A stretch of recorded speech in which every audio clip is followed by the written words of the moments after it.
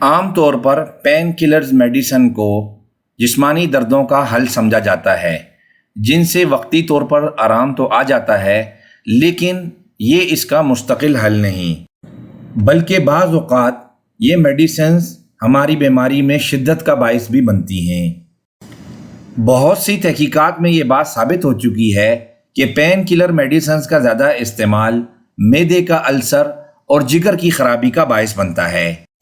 ناظرین، اس ویڈیو میں ہم آپ کو ایسی جڑی بوٹیوں اور تدابیر کے بارے میں بتائیں گے جن پر عمل کر کے آپ کافی حد تک جسمانی دردوں کے مسائل سے چھٹکارا حاصل کر سکتے ہیں۔ تو سب سے پہلے بات کر لیتے ہیں ہلدی کے بارے میں۔ ہلدی کا استعمال نہ صرف کھانوں کو منفرد ذائقہ اور خوبصورت سنہرا رنگ بخشتا ہے، بلکہ زخموں کو مندمل کرنے کے لیے حکمت میں بھی نظر آتا ہے۔ دوستوں، ہلدی میں پائے جانے والے طاقتور اینٹی آکسیڈنٹ اور اینٹی انفلیمیٹری اجزاء جسم میں خون کی خلیوں کو ٹوٹ پھوٹ کا شکار بننے سے بچاتے ہیں اور زخمی ٹیشوز کو سوجن سے دور رکھتے ہیں۔ اسی لیے ہلدی کا استعمال جسمانی دردوں میں کافی فائدہ مند ثابت ہوتا ہے۔ رات کو سونے سے قبل ہلدی کو گرم دودھ کے ایک گلاس میں ڈال کر پی لیجئے، جسمانی دردوں میں کافی فائدہ محسوس کریں گے۔ یخنی کا استعمال۔ سردیوں کے موسم میں یخنی کا استعمال جسم کو اہم غذائی اجزاء جیسے کولاجن، پرولائن، گلوٹامائن وغیرہ پہنچاتا ہے۔ ان سے جسمانی دردوں میں کافی حد تک کمی واقع ہو سکتی ہے۔ جیلاٹن کی بدولت ہڈیوں کی یخنی جوڑوں کی رگڑ کو کم کرتی ہے۔ دیگر اجزاء جسم میں سوجن یعنی انفلیمیشن اور پٹھوں کی مرمت کا کام سر انجام دیتے ہیں۔ تو دوستوں، سردیوں کے موسم میں خاص طور پر اگر آپ کسی بھی قسم کے جسمانی درد کے مسائل کا شکار ہوں تو درد کش ادویات کے استعمال سے پہلے ہڈیوں کی یخنی ضرور استعمال کیجیے۔ اب بات کر لیتے ہیں لونگ کے بارے میں، جو گرم مسالے کا لازمی حصہ ہے۔ لونگ کو درد کم کرنے کے لیے اندرونی اور بیرونی دونوں طور پر استعمال کیا جا سکتا ہے۔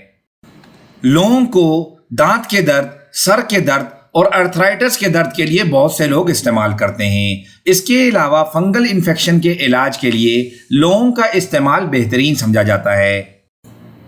دانت کا درد، جوڑوں اور پٹھوں کے درد کی صورت میں لونگ کا تیل براہ راست متاثرہ جگہ پر لگانا چاہیے۔ ناظرین، اگر آپ خون کو پتلا کرنے والی ادویات کا استعمال کرتے ہیں تو اس صورت میں لونگ کا استعمال مت کیجیے، اس کے کافی نقصانات دیکھنے میں آئے ہیں۔ اب بات کرتے ہیں یوگا کے بارے میں۔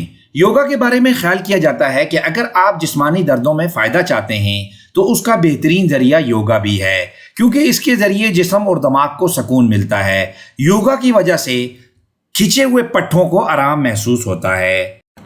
تو ناظرین، جسمانی دردوں میں افاقہ پانے کے لیے آپ کو چاہیے کہ ہلکی پھلکی ورزش اور یوگا کو اپنی زندگی کا معمول بنا لیں۔